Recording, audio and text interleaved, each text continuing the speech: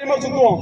ஆனா இன்னைக்கு வீட்டுக்குள்ளே நம்மளால இருக்க முடியுமா, நிம்மதியா தூங்க முடியுமா அப்படின்னு பார்த்தா முடியாது. ஏன்னா சட்ட ஒழுங்கம் அவளை கெட்டு போயிருக்கு. அதுக்கு காரணம் இந்த மது கஞ்சா. அரசாங்கம் என்பது இந்த மது கடையும் கஞ்சா பொருளும் ரொம்ப கட்டுப்படுத்தினா மட்டும்தான் மனிதனாக வாழ முடியும். அதுக்காகத்தான் அரசியல் மாற்றம், அடிப்படை மாற்றம். செந்தமிழ் சீமான் தனி ஒரு ஆளாக தமிழ்நாட்டை மீண்டும் பெருந்தலைவர் காமராஜர் ஆண்ட பொற்காலாட்சியை கொடுக்கணும் என்ற மனதில் வைத்துக் கொண்டு தனி ஒரு ஆளாக எந்த ஒரு கட்சியிலும் கூட்டணி வைக்காம இந்த அரசியலமைப்பை நடத்தி வருகிறார். மக்களே, நாங்கள் யாரு கூடமும் கூட்டணி இல்லை. வாருங்கள், எல்லோரும் ஒன்றாக இருக்கலாம். தமிழர்கள் நாங்கள் தான் ஒருபடி முன்னாடி நிற்போம் என்று செந்தமிழ் சீமான் முன்னிறுத்தி தமிழ்நாடு முழுக்க தன்னுடைய உரையை நடத்தி வருகிறார். இப்ப பாத்தீங்கன்னா நாமக்கல் சைடு வந்து ஆட்டோல பிரச்சாரம் போலீஸ் பண்றாங்க. என்னன்னு தெரியுங்களா? மக்களே, யாரும் வீதியில படுத்து தூங்காதீர்கள். இரவு நேரத்தில் கொள்ளைக்காரர் வருவார், தாலி செயினா எடுத்துட்டு போவார். அதனால் கதவை மூடிக்கொண்டு அவர் வீட்டுக்குள்ள உறங்குங்கள் அப்படி என்று காவல்துறை ஆட்டோ மூலியமா, ஒலிபெருக்கி மூலியமா, பிரச்சாரம் மூலியமா சொல்றாங்க. அப்ப மக்களுக்கு பாதுகாப்பு என்பது எங்க இருக்கு? ஸ்டாலின் ஐயா அருமையா சொல்லுவார், எந்த கொம்பனும் இந்த திராவிட கட்சியை குறை சொல்ல முடியாது என்று ரொம்ப வீரமாகவும் பேசுவார். நீங்களே பாருங்க, நமக்கு உடம்பு சரியில்லையோ, இல்ல உடம்பு எந்த பிரச்சனையோ, இல்ல ஒரு விபத்து ஏற்பட்டா முதல்ல நம்ம அரசு ஆஸ்பத்திரி போவோம். ஆனா அங்க போனா பிழைக்க முடியுமா? முடியவே முடியாது. ஆனா உடனே என்ன பண்ணாங்க, நீங்க திருச்சி போங்க, அங்க காப்பாத்தலாம்பாங்க. ஆனா திருச்சி போனா அதே கதிதான். தனியார் அரசுல போனா 3 லட்சம் ரூபாய் செலவு பண்ணலாம், உயிரை காப்பாற்றலாம்.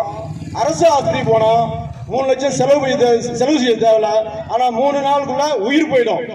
எந்த ஒரு அரசாங்கமாவது இதை கண்டெடுத்து ஏன் இந்த மாதிரி இந்த நாடு மோசமா கொண்டு பார்த்திருக்காங்களா? எலெக்ஷன் நேரத்தில் ஊருக்கு வருவாங்க. இப்ப கூட நாங்க சுற்றுப்பயணம் செஞ்சுட்டு இருக்கும் போது நிறைய ஊர்ல போயிருக்கோம். எல்லா ஊர்லயும் பாத்தீங்கன்னா மக்கள் வந்து ரொம்ப எதிர்ப்பாகவும் கோபமாகவும் இருக்கிறாங்க. ஏன்னு பாத்தீங்கன்னா 1000 ரூபாய் வாங்கினீங்களா? நம்ம துரைமுருகன் அவர் சொல்லாரு, 1000 ரூபாய் வாங்கினீங்களா? நீ உனக்கு 1000 ரூபாய், உங்க அம்மாவுக்கும் 1000 ரூபாய். போன்ல ரீசார்ஜ் பண்ணலாம், நல்லா பேசலாம். இதுவா ஒரு அரசாங்கத்துடைய சலுகை? இதுதான் ஒரு அரசாங்க நடவடிக்கை? மக்களை வீணாக்குவது எவ்வாறு அப்படி என்று கருணாநிதிக்கு கை வந்த கலை. எப்படி என்று தெரியுமா? கருணாநிதிக்கு ஒரு கதை உண்டு. எந்த ஒரு காரியத்தையும் அப்படியே கச்சிதமா செய்து முடிப்பார். அதுல பிரச்சனையோ எதுவோ வந்தாலும் யாரும் மாட்டிக்கொள்ள மாட்டார். அதனாலதான் அவரை விஞ்ஞான ஊழல் கருணாநிதி என்று அனைவரும் கூப்பிடுவார்கள். அப்படிப்பட்ட பேரு பையன் ஸ்டாலின் அவரும் அதை திறமையாக கையாளுகிறார். எவ்வாறு ஊழலை ஒழிக்கும் முடியும் என்று செய்யாமல் எவ்வாறு ஊழலை சம்பாதிக்கலாம், இன்னைக்கு எவ்வளவு பணம் சேர்க்கலாம் அப்படின்லாம் பாத்தீங்கன்னா, அதுக்கடுத்து ஒரு மகன் இந்த பிரச்சாரத்தில் பாருங்க. மரியாதைக்குரிய கருணாநிதி அவர்கள் ஆரம்ப காலகட்டத்தில்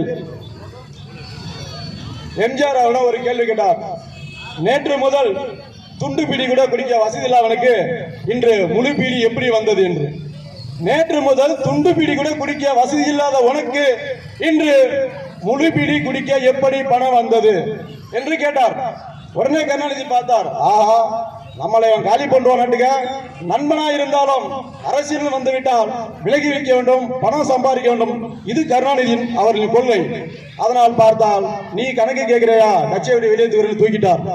அப்படிப்பட்ட பணம் பணம் பணம். தன் இளமை காலங்களில் ஒரு நல்ல காரியம், ஒரு போராட்டம், ஒரு ஜெயிலு என்று எந்த ஒரு நிகழ்ச்சியும் அவர் கலந்து கொண்டு ஜெயிலுக்கு போனதில்லை. ஆனா பாத்தீங்கன்னா பெருந்தலைவர் காமராஜர், ஜீவானந்தம், கக்கன், இது போன்ற நமது இந்த தமிழ்நாட்டை நல்ல ஒரு மாநிலமா மாற்றுவதற்கு, சுதந்திரம் அடைந்த பிறகு இந்த மாநிலத்தை நல்ல மாநிலமா மாற்றுவதற்கு கஷ்டப்பட்டு பெருந்தலைவர் காமராஜர் அவர்கள்லாம் பாத்தீங்கன்னா 1 ரூபா கூட சேர்த்து வைக்கல. ஒரு சோறு கூட நம்ம, அதாவது இப்போ உள்ள காலத்துக்கு பார்த்தீங்கன்னா சோறு நல்லா ருசியா இருக்கும், சுவையாகவும் இருக்கும். ஆனா கரெக்டா ஒரு 15 வருஷம் முன்னாடி பார்த்தா அரசாங்கம் அரிசி போடுறாங்க ரேஷன் கடையில. அந்த அரிசியை நீங்க வாங்கி சமைச்சு பாத்தீங்கன்னா அதுல ஒரு வாடை வரும்.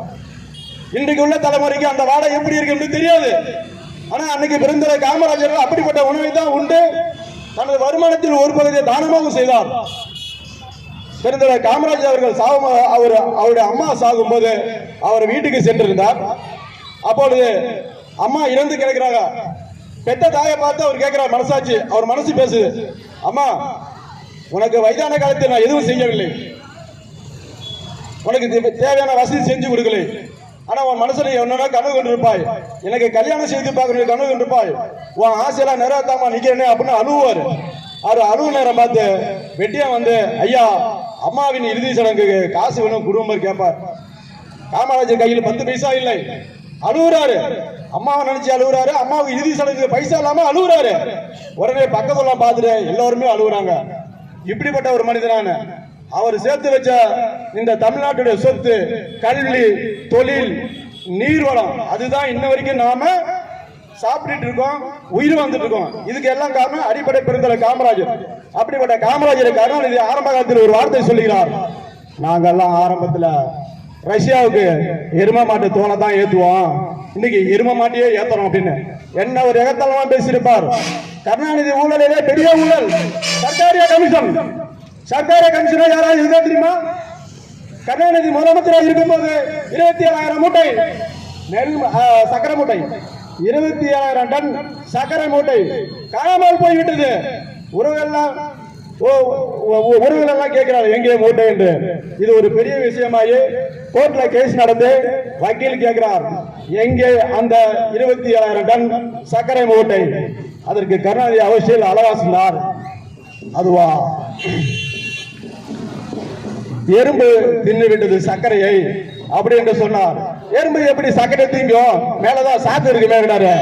கரையா ஆரம்பிச்சதுக்கு அப்புறம் தான் எறும்பே தின்னு சொல்லி 27,000 டன் சர்க்கரை மூட்டை காணவில்லை என்று சொன்னவன் அந்த